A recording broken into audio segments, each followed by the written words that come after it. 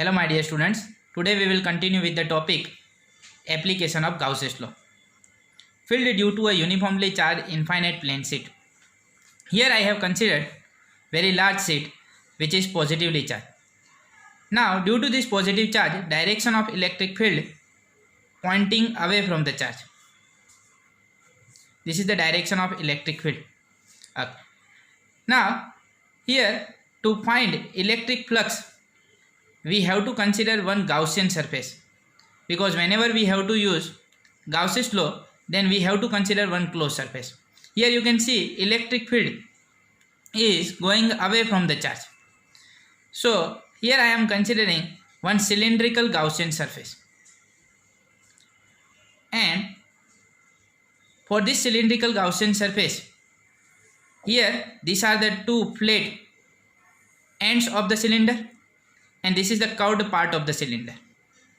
Here for these flat ends at this surface, electric field is in this direction. At this end, electric field is in this direction, and for curved part, electric field is tangential, that is in this direction. Now if we want to find electric flux associated with this curved surface, then for this curved surface, if we consider small area element, then for this small area element, direction of area vector, that is normally outward. This is the direction of area vector, and this is the direction of electric field. Angle between electric field and area vector is 90 degree. So flux associated with this curved surface will be 0. Here if we consider area vector for this flat surface, then area vector will be in the same direction, S vector. For this end, area vector will be in this direction. So here you can see area vector and electric field both are in the same direction for this flat surfaces of the cylinder. If electric field and area vector both are in the same direction, then angle between them is 0. So for this we will get electric flux phi is equal to E vector dot S vector, that is equal to ES. So here at flat surfaces of the cylinder we will get some electric flux, but flux associated with this curved surface of the cylinder is 0. Let sigma be the uniform surface charge density of an infinite plane sheet. It can be inferred from the symmetry that on either side and equidistant from the plane, the magnitude of the electric field will be same. Here due to symmetry, electric field on either side at equal distances will be same. Magnitude of electric field will be same. As shown in figure, consider a closed cylindrical Gaussian surface having a cross-sectional area S and equal length on either side of the cylinder. The charge enclosed by the closed cylinder is Q. Charge enclosed by the closed cylinder, that I am taking Q, and Q is equal to sigma S. Here you can see that this Gaussian surface encloses this much portion of the sheet, and here due to this much portion, charge enclosed is Q. Only this much amount of charge is enclosed by the Gaussian surface, and that Q is equal to sigma into S, where sigma is the surface charge density and S is the surface area, cross-sectional area of this cylinder. The flux linked with the curved surface of the cylinder is flux linked with curved surface phi 3 is equal to integration E vector dot ds vector. For curved surface, angle between electric field and area vector is 90 degree. So E ds cos 90, and value of cos 90, that is 0. So here we will get flux 0. Flux associated with the curved part of the cylinder is 0. The flux linked with the surface of area S at the end of cylinder. For flat surfaces of the cylinder, phi 2 is equal to electric field into area ES, and phi 1 is equal to E into S. For both the surfaces we will get electric flux E into S, because for both the surfaces electric field and area vector both are in the same direction. Therefore we will get flux phi is equal to electric field into area. The total flux is equal to phi is equal to phi 1 plus phi 2 plus phi 3. Phi 1 that is ES, phi 2 that is ES, and phi 3 that is 0. So 0 plus ES that is 2 ES. According to Gauss's law, flux phi is equal to charge enclosed upon epsilon naught. But charge enclosed by the Gaussian surface, that is sigma into s. So sigma s upon epsilon naught. Total flux associated with the Gaussian surface is 2es. So 2es is equal to sigma s upon epsilon naught. S will get cancelled. So total electric field due to this infinite uniformly charged sheet is equal to sigma upon 2 epsilon naught. Electric field E is equal to sigma upon 2 epsilon naught. Here you can see that this electric field, magnitude of electric field, is independent of distance. So electric field due to uniformly charged infinite plane sheet is independent of the distance. So as you go away or near to the sheet, electric field will remain same. But if you consider electric field on the plane of sheet, then electric field will be 0. Because on the plane you can't get electric field. If we have to write this electric field in vector form, then E vector is equal to magnitude into unit vector, sigma upon 2 epsilon naught into unit vector that I am taking n cap, where n cap is a unit vector normal to the plane and going away from it. Here E vector is directed away from the plate if sigma is positive. Here we have taken positive charge, therefore electric field is directed away from the plate, and electric field is toward the plate if sigma is negative. If negative charge is distributed on the sheet, then you will get direction of electric field towards the sheet. Electric field at a point is independent of the distance of the point from the plane. Now, electric field intensity due to two thin infinite parallel sheets of charge. Here we have taken one sheet. If we have two sheets and if they are kept parallel, then what will happen? Let A and B are two thin infinite plane charge sheets held parallel to each other. Here two plane sheets which are uniformly charged and they are very large. So due to them, here we have to find electric field in these three regions, first, second and third region. This is sheet A, this is sheet B. Both the sheets are positively charged and surface charge density is same, plus sigma plus sigma. So electric field due to this infinite uniformly charged plane sheet on this side, due to sheet A is EA, due to sheet B direction of electric field is away from the charge, that is in this direction. So in region 1, electric field due to sheet A and sheet B both are in the same direction. And if we consider third region, then in third region electric field due to sheet A, that is going away from the sheet in this direction. For sheet B also electric field is going away from the sheet due to positive charge. So here also electric field due to sheet A and sheet B both are in the same direction. Here also electric field due to sheet A and B are in the same direction. But if we consider second region, then in second region electric field due to sheet A is in this direction and here due to sheet B is in this direction. In second region we are getting both the electric fields in opposite direction. So in region 1 and 3 both the electric fields are in the same direction. Therefore scalar addition is possible. E is equal to EA plus EB. What is the electric field due to uniformly charged infinitely long plane sheet? That is sigma upon 2 epsilon naught. So sigma upon 2 epsilon naught due to sheet A and sigma upon 2 epsilon naught due to electric field due to sheet B. Sigma upon 2 epsilon naught. Sigma upon 2 epsilon naught plus sigma upon 2 epsilon naught, that is sigma by epsilon naught. So here in region 1 and 3 total electric field is sigma upon epsilon naught. Here in region 2 both the electric fields are in opposite direction. Therefore net electric field is EA minus EB, sigma upon 2 epsilon naught minus sigma upon 2 epsilon naught, that is 0. So here in region 2 net electric field is 0. Same way here if we consider this type of example, if one sheet is positively charged and another sheet is negatively charged, and here sheet A is having surface charge density plus sigma and sheet B is having surface charge density minus sigma, and we have to find electric field in region 1, region 2 and region 3. So due to sheet A, direction of electric field due to positive charge is away from the sheet in this direction, and due to negative charge towards the sheet. So here you can see in region 1 both the electric fields are in the opposite direction.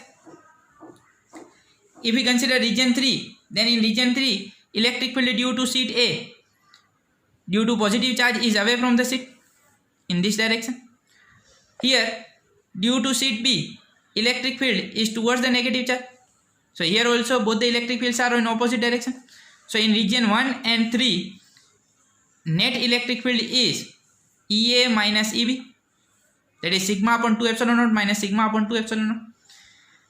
So we will get net electric field 0. So here electric field is 0, here electric field is 0. What is the electric field between these two uniformly charged infinite sheets? So in region 2 both the electric field due to sheet A positively charged, therefore away from this sheet, and due to negative charge towards the sheet. EA and EB both are in the same direction, therefore net electric field is EA plus EB, sigma upon 2 epsilon naught plus sigma upon 2 epsilon naught. So net electric field will be sigma upon epsilon naught. This is the problem of capacitor. In chapter number 2 we will discuss about capacitor. In that also we are going to consider two plates. One plate will be positively charged and another will be negatively charged, and this way you will get electric field between two plates of capacitor sigma upon epsilon naught. Here if we consider any conductor, suppose this is the conductor, then if excess amount of charge is given to this conductor, suppose q amount of excess charge is given to this conductor, then that charge will be distributed on the surface of the conductor, because I told you that electric field inside the conductor is always 0. Here if we consider Gaussian surface, then electric flux associated with this Gaussian surface will be 0, because electric field is 0.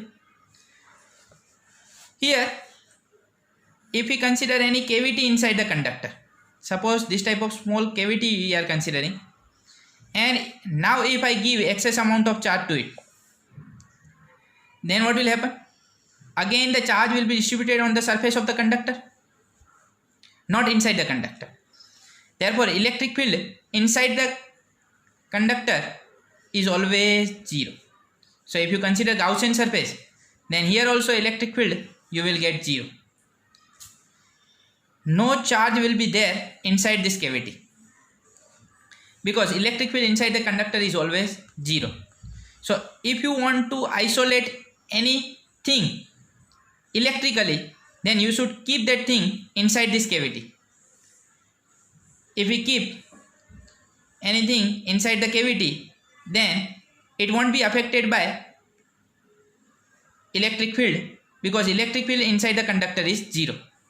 There won't be any electrical effect on it. This is called electrostatic shielding. Due to this electrostatic shielding, that thing can be isolated electrically. Now next application of Gauss's law, that is electric field due to a uniformly charged thin spherical shell. Now we have to find electric field due to uniformly charged thin spherical shell. So here we have to consider one spherical shell, and that is uniformly charged. So as I told you, this charge will be distributed only on the surface of the conductor. So this is surface charge distribution, and here surface charge density, that is sigma. Radius of this sphere is r, and we have to find electric field inside the sphere and electric field outside the sphere. Due to this positive charge distribution, you will get electric field radially outward. Here direction of electric field will be like this. Radial electric field we will get. So this is like a point charge. Due to point charge also, electric field was radial, and that is spherically symmetric. So here if we want to find electric field outside the spherical shell, then we have to consider this type of Gaussian surface. This spherical Gaussian surface I am considering, whose center is O. So this spherical shell and this Gaussian surface both are having same center, both are concentric. Here let sigma be the surface charge density on a spherical shell having radius r. Therefore total charge on the shell, that is total charge enclosed by this Gaussian surface, that is Q is equal to sigma into A, that is surface charge density into surface area. Surface area of sphere, that is 4 pi r square, so sigma into 4 pi r square. So total charge on the shell is sigma into 4 pi r square. The electric field produced from such a spherical shell is radial, as I told you. This electric field is radial. Now first we have to find field outside the shell. To determine electric field outside the shell, consider a spherical Gaussian surface of radius small r, where small r is greater than capital R. This radius r is greater than the radius of spherical shell. Here if you want to find electric field at this point, at this point, at this point, the magnitude of electric field will be same due to spherical symmetry. Here we want to find electric field at point P. So direction of electric field will be in this direction. And if we consider small area element, then direction of area vector will be in this direction. That is A vector. Here dA vector, small area element, dA vector.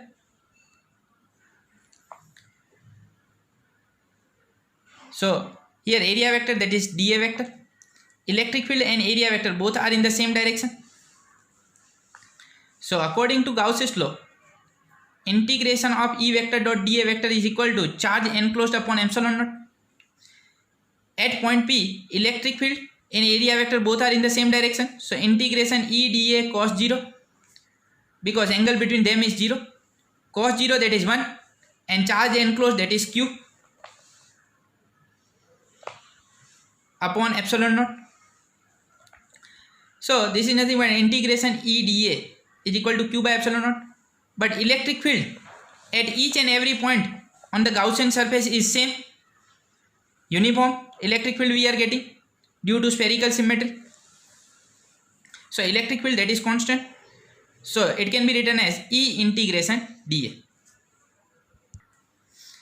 So E integration dA, integration of dA, that will give you total area. E into area of sphere, that is 4 pi r square. Here we have to consider radius of Gaussian surface. So 4 pi small r square is equal to Q by epsilon naught, because this is the integration of area for Gaussian surface. Therefore we have to consider radius of Gaussian surface. 4 pi r square is equal to Q by epsilon naught. If we make E subject, then electric field E is equal to 1/4 pi epsilon naught Q by r square. Equation number 1. What is this? Electric field E is equal to 1/4 pi epsilon naught into Q by r square. This is the formula of electric field due to point charge. For a points outside the spherical shell, the field due to uniformly charged shell is as if the entire charge of the shell is concentrated at the center of shell. Here we can think like this: whole charge distributed on the shell is like whole charge is concentrated at the center of shell. It is like a point. We are getting electric field due to point charge, because electric field due to point charge and electric field outside the shell due to uniform charge distribution is same, 1/4 pi epsilon naught into Q by r square. Now Q is equal to sigma into A, area of sphere, that is 4 pi r square. So electric field can be written as 1/4 pi epsilon naught into sigma 4 pi r square upon r square. 4 pi will get cancelled. So formula of electric field is sigma r square upon epsilon naught r square. Equation number 2. If we represent this electric field vectorially, then E vector is equal to 1/4 pi epsilon naught into Q by r square from equation 1. magnitude of electric field into direction. This is radial, therefore we can take r cap. For an electric field on the surface of a cell, put r is equal to r in equation 2. If you put r is equal to r in equation 2, then sigma upon epsilon or r square upon r square. Instead of small r, we have to take capital R. So capital R square will get cancelled. So what will remain? Total electric field on the surface of a cell is sigma upon epsilon naught. So dimensional formula of sigma upon epsilon naught is same as the dimensional formula of electric field. The electric field is directed outward if Q is greater than 0. If we take positive charge, then direction of electric field is outward. And if we take negative charge, then it is inward. Now second case, field inside the cell. If we consider electric field inside the cell, then I told you that electric field inside the conductor is always 0. Let me prove that. Here, once again we have considered spherical cell which is uniformly charged and surface charge density, that is sigma. And here I am considering point P inside the spherical cell. And this point P is on the spherical Gaussian surface having radius small r. Radius of the spherical cell is capital R, radius of the Gaussian surface, that is small r. Consider a spherical Gaussian surface of radius small r, where r is less than r in second case, concentric with the cell. In this case, the Gaussian surface encloses no charge. No charge is enclosed by the Gaussian surface. Therefore, according to Gauss's law, integration E vector dot dA vector is equal to charge enclosed upon epsilon naught. But whole charge is distributed on the surface of spherical cell and no charge is there inside the Gaussian surface. Therefore, Q enclosed is 0, 0 upon epsilon naught, that is 0. Integration of E vector dot dA can be written as electric field into area of the Gaussian surface, that is 4 pi r square, is equal to 0. 4 pi, that is not 0, and distance of point from the center is r, that is not 0. So r is not 0, 4 pi is not 0. So we can say that electric field must be 0. So electric field inside the spherical cell which is uniformly charged is 0. So as I told you, electric field inside the conductor is always 0. Here if we draw the graph of electric field versus distance r, then the graph will be like this. At the center, electric field is 0. As you move towards the surface of spherical cell, then here electric field inside the spherical cell is 0. Electric field on the surface of spherical cell, that is maximum, sigma by epsilon naught. And here electric field outside the cell, that is inversely proportional to square of the distance, because E is equal to 1 upon 4 pi epsilon naught into Q by r square we got. So we can say that electric field is inversely proportional to square of distance. So as you move away from the cell, then electric field decreases according to 1 upon r square. Now I am giving you one problem. Try to solve this problem. Find electric field intensity due to a non-conducting charged solid sphere. Non-conducting charged solid sphere is given. Now the charge is distributed within the volume of sphere. And you have to find electric field inside the sphere and electric field outside the sphere. Radius of the sphere, that is capital R. Find electric field at a point inside the sphere and find electric field at a point outside the sphere. Thank you.